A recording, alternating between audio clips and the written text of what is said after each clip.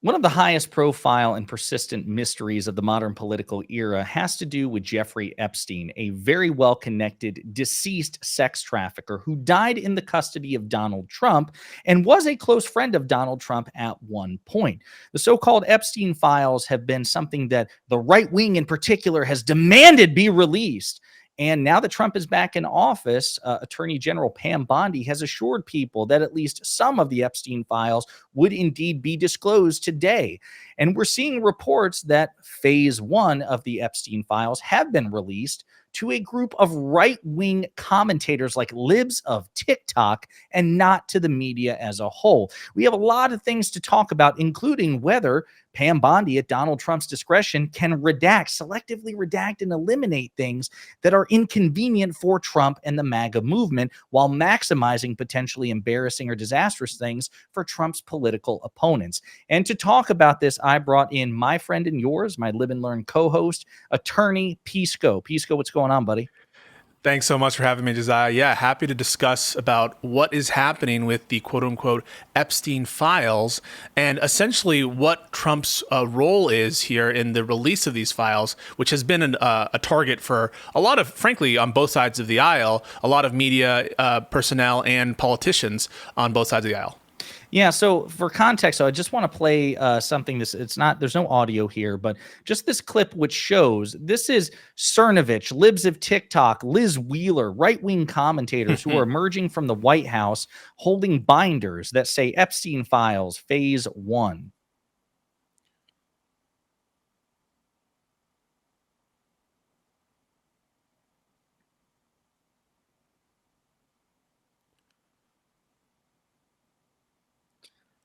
All right, that's enough out of that. These are some of the biggest trolls and losers on the face of the earth, and they seem like degenerate liars, Yes. members of the propaganda class for Trump. These are people who have consistently lied to the American people and who Donald Trump counts among his most stalwart allies. They will defend him on anything. No, 100%. And I guess, we got a lot to unpack, but let's just dive into, I guess, the big question that I have, which is, the Attorney General is Pam Bondi, who was a Trump appointee. She's a close political ally. This woman is an election denier. She is far from Merrick Garland with respect to circumspection. She was the one reviewing the so-called Epstein files. And she said on Fox News recently, some of the files would be released. So the big question that many people have is, can a Trump Attorney General redact these files or alter them in some way so as to provide maximum cover for Trump, potentially, assuming he's in there at all, and maximize exposure for Trump's political opponents? Yeah, so I think we need to take a step back, and the answer to the question probably is almost certainly yes from a legal perspective. But let's just step back and just kind of define the scope of our inquiry for a second. Josiah keeps saying the quote-unquote Epstein files, and he's right to put that in scare quotes, because what is the Epstein files? One of the things that the Trump administration does really well from their perspective, I think, is in terms of branding and in terms of kind of labeling things. But, there have been a number of court cases involving Jeffrey Epstein over the years, civil cases, a couple of criminal cases, and in the sort of course of investigations, civil cases and criminal cases, there have been a number of files that are located in a number of different places. And so there's been discovery from civil trials that has been sealed. There's been the criminal docket, and obviously they're just files, information that relate to Epstein that exists on like hard drives in the FBI, or that might exist on a U.S. attorney's systems or something like that. And so the notion of the Epstein files is kind of just a term, an advertising term to refer to generally information about Epstein in the possession of the government. But it's not sort of certain that there's like a tangible set of documents sort of put together like a report that relates to Epstein or anything like that. And so just be aware of that. You're kind of worried about the potential political influence in what information is being released by the Trump administration and how. And you're also right to be fearful of that, Josiah, because as you recall, during the whole Mueller investigation and the release of the Mueller report, then Attorney General Bill Barr had a very controversial moment when he decided on some choice redactions and summaries of the report prior to the release and then afterwards that the people special counsel thought was very controversial. Special counsel Mueller, we should say, a lifelong Republican and a friend of Bill Barr, actually called Barr out for, with respect to his editorialization, the mischaracterization of the Mueller report. So Trump attorneys general seem to have at least I don't want to say a pattern because it was only Barr. Bondi may be a step in that direction as well, but there is a predicate for a Trump attorney general to do this sort of political influencing of a major, potentially, damaging report about Trump to try to soften that blow. Yeah, no, 100%. So I think your fears are well founded. Be aware of the sort of playing field here. There have already been a number of FOIA requests related to Epstein on some of the civil matters, and documents have already been released to the public. So you're aware, Josiah, and including, by the way, like audio recordings where Epstein is saying that Trump was his best friend for 10 years. That was before the election, to not much fanfare, by the way, to a lot of the conservative pundits who are now parading around this kind of binder purportedly of a lot of stuff we already know. And so there's already been some kind of inquiries using the FOIA process. You've just brought up a page that is showing you a Department of Justice sort of web page that lists out the 9 exceptions under FOIA for why the government might withhold a document. And FOIA being the Freedom of Information Act, which allows citizens to request documents and information from the federal government. Right. So I bring this up to note that that's one process by which a lot of documents are released to the public. And those exceptions, relate to statutory exceptions, and they're summarized there for you. But broadly speaking, classified information about internal deliberations, things that could affect personal privacy, things that could jeopardize an ongoing investigation. So there are a number of legitimate reasons why the government might want to withhold information. And you can see some of those policy reasons are kind of laid out in the FOIA statute. And that, of course, brings us to the point of what's going on here, which is the government might have some good reasons for redacting some information, just like they did for the Mueller report, right? For redacting some information contained with the information related to Jeffrey Epstein, information that's prejudicial to victims, information that's maybe prejudicial to ongoing investigations that we don't even know about. And so the problem here is we have a very untrustworthy administration, potentially legitimate reasons to redact some information, and unfortunately, right, no confidence that the redactions are going to be apolitical. But your question was, what can be done if, what's the process here? Is she going to be allowed to release whatever she wants in whatever form she wants? And the answer to that is basically yes. I mean, this is not a FOIA request type process. This is the Department of Justice reaching into its own files and just choosing at their own discretion to release information. And that seems like an inherently executive power. And even if it were subject to some kind of judicial scrutiny, you can start to see in like the FOIA broad categories, there could be some legitimate arguments that a court might pay deference to the Trump administration in terms of prejudice to ongoing investigations where they could hide. And so even if there were some kind of judicially manageable standard for what information gets released, which, by the way, I don't think any court is going to step in and say your redactions are too limited on the information that you chose to present, which isn't subject to a FOIA process. I don't really think that there's much that litigants can do, that people can do to get this information beyond what Trump and the Department of Justice choose to release. Before we move on, because we have limited time, my simple question to you is, as an attorney and also a critic of this administration, do you trust Attorney General Bondi to not do anything politically expedient for Trump? Do you expect her to behave like we both know Merrick Garland would, which is if there was anything, if the situation was reversed and there was anything politically damaging about President Biden, that would not cross Merrick Garland's mind one damn bit. As a matter of fact, he would probably be more inclined to release it as a show of good faith. Do you trust Attorney General Bondi? Of course not. This Attorney General is a degenerate. She is a political machine tool for the Trump regime. She is completely corrupt and at the whim of the President of the United States. She shows up to CPAC and is playing to the crowd. She's friends now and close confidants of Kash Patel, the director of the FBI, who is also a political tool. The Department of Justice has been completely weaponized and politicized by Trump.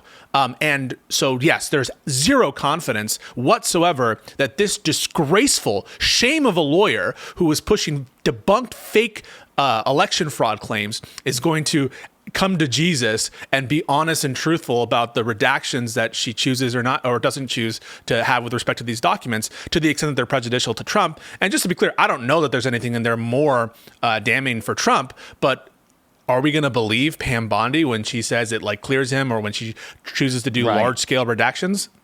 Yeah, so some things to consider as well, because we got a lot to get through. Is this is an ongoing story. We don't know yet, at least at the time of recording, what are in those binders. Laura Loomer, who is a close Trump ally, a close Trump advisor, one of the more unhinged and bigoted and conspiracy-addled MAGA constituents, MAGA influencers, she doesn't buy this at all. She says, I hate to say this, but the American people can't trust the validity of the Epstein Files released today. It was released in an unprofessional manner with paid partisan social media influencers to curate their binders for us. I can't trust anything in the binder. She then goes on to say there are no Epstein Files. The binders are props. Every single one of those right-wing paid influencers lied to all of you today. They engaged in deception to run cover for a particularly bad type of person. And just think about how remarkable that is, Josiah. Laura Loomer rightly is calling out the Department of Justice for working in tandem with DC Drano and libs of TikTok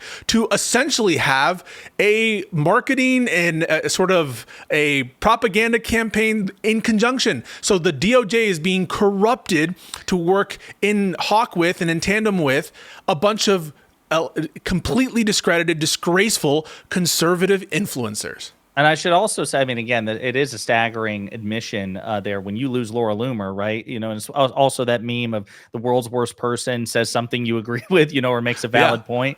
I should also say it's not just libs of TikTok, Laura Loomer. Anna Paulina Luna, Republican congresswoman from Florida, is furious, publicly furious about how this has been managed by Attorney General Bondi and the Trump administration, because she doesn't like the secrecy, the quote unquote phasing, the review.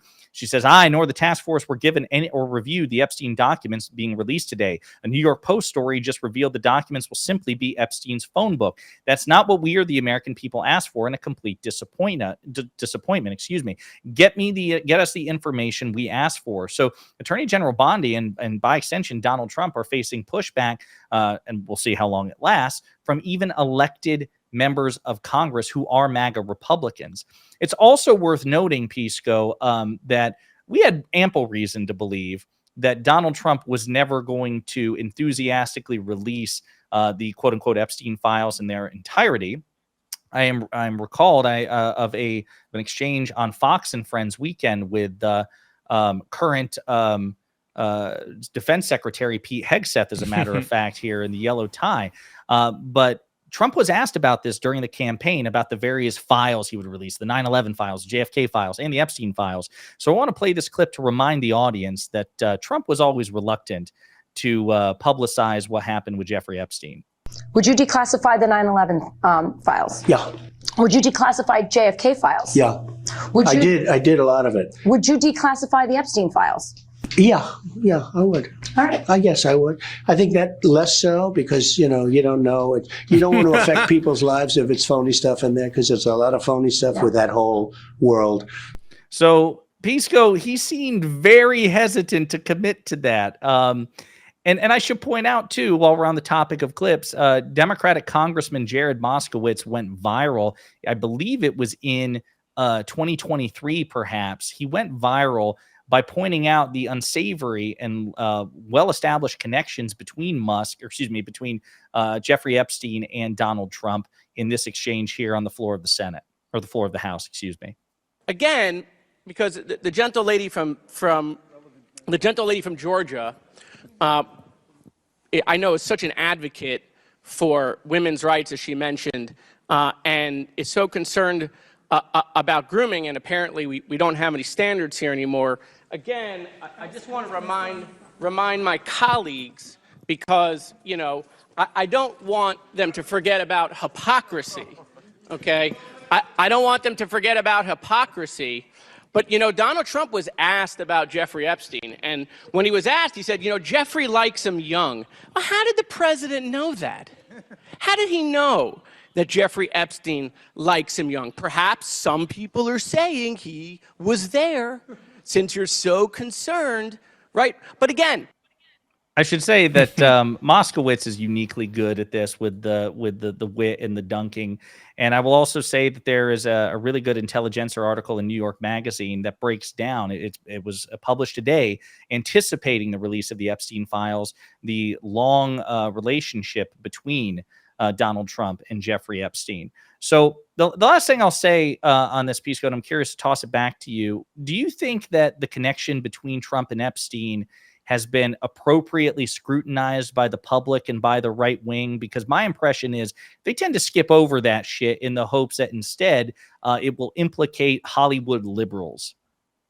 Yeah, I think that like a lot of these sort of allegations, there's no like definitive proof that Donald Trump did anything sort of incorrect or illegal with respect to Jeffrey Epstein or what happened. There's no definitive proof of that. But the problem is the double standard, and as you mentioned, the level of scrutiny that we have reports of him saying potentially pretty damning things about Epstein while he was still friends with Epstein and before he was alleged to have banned him from his club. So yeah, I think that there has not been sufficient scrutiny, certainly not from the right, and there's been a double standard. But of course, with Trump, there's always double standards, even supposedly with allegations of sex trafficking and sex crimes, where Trump just a few days ago, or maybe even just yesterday, is now sort of pressuring Romania and has invited Andrew Tate into the United States, along with his brother, who is credibly accused of rape and sex trafficking in Romania. And so these people have no standards. They are degenerates. They are trying to destroy this country, and we should not ever be catering to their standards. And we should always, I think, be reminding them of who they are. Last question for you, Pisco. When Jeffrey Epstein died in 2019, who ultimately was responsible for his safety? I can't remember who was Attorney General and President at the time. that I believe would be Bill Barr, and it would be the Department of Corrections under the Justice Department. And Donald Trump ultimately, right, is the head of the executive President of the branch. United States. Yeah. Yep. Okay, so again, just very interesting stuff every which way. Pisco, where can people find you? You can find me on Pisco's Hour on YouTube, Pisco on Twitch, and Pisco Liddy on Twitter. All right, man. I'm sure that we will be learning more about this situation as it goes on, and we'll probably be talking about it again soon. I appreciate you. Thank you, buddy.